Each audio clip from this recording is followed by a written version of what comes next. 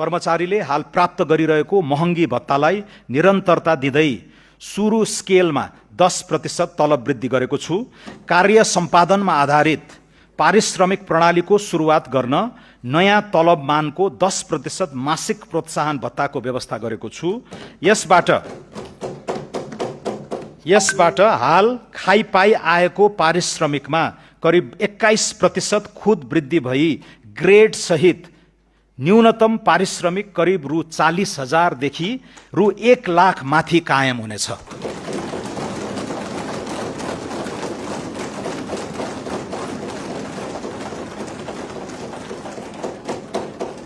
नयाँ तलब स्केल सम्बत 2083 साउन 1 गतेदेखि लागू हुनेछ।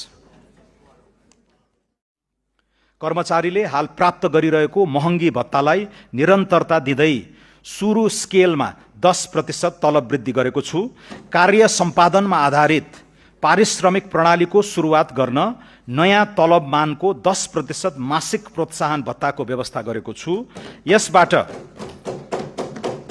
यसबाट हाल खाइपाई आएको पारिश्रमिकमा करिब 21% खुद वृद्धि भई ग्रेड सहित न्यूनतम पारिश्रमिक करिब रु 40,000 देखि रु 1 लाख माथि कायम हुनेछ।